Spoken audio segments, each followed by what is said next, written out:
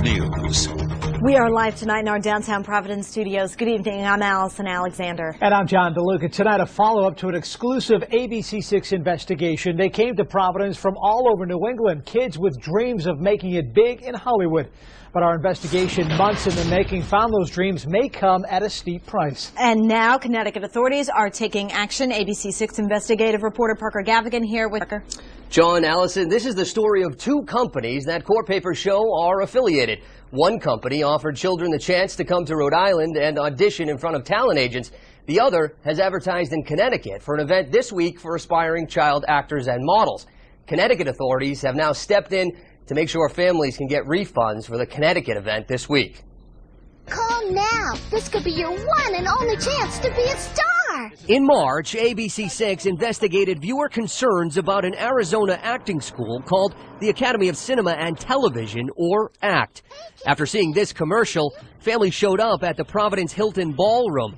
They were told their kids would be auditioning for a casting director or talent agent with a connection to Hollywood. He's excited. We're excited.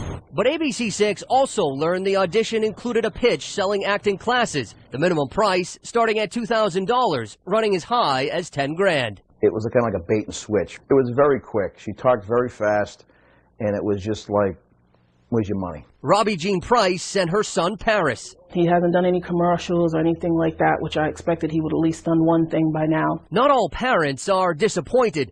Kelly Booten from New Hampshire emailed the station saying, "I'm having a great experience with ACT. I believe we are getting a lot for our money." In addition to classes, ACT students are encouraged to attend a talent event put on by a company called THE, pronounced Tay. Like ACT, Tay tells parents that the event could help their kids break into show business. The price, around $4,000. Tay and ACT are owned by George Gammon. Is your name Lily? Yes. Arizona corporate records also show Lily Nader as a former owner of Tay. She was recently removed. Could we talk with you about what's going on here today? No, you can't. In our original report, ABC6 found Nader at ACT in Providence.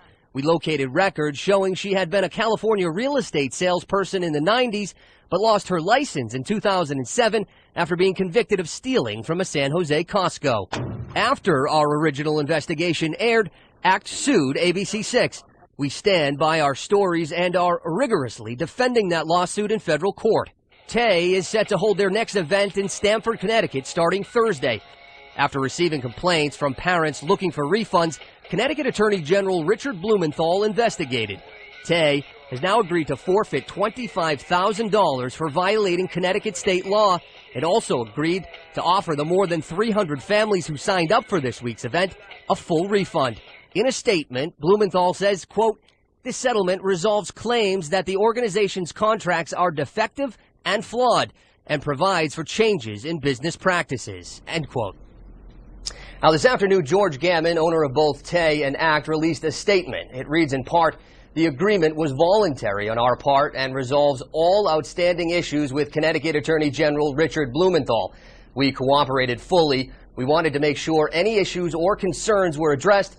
The issues centered on certain wording in our contracts and whether one paragraph should be bold-faced. Our existing wording meets the standards of the other states in which we operate." You can see the entire statement on our website, abc6.com. John, Allison? Now, Parker, what about parents from Rhode Island and Massachusetts that signed up for this event in Connecticut? What about them? They can contact the company directly, and to learn how to do that, you can go to our website at abc6.com. We'll stay on top of the story, of course. Yeah, good work. Thanks, Parker. All right, thank you, Parker.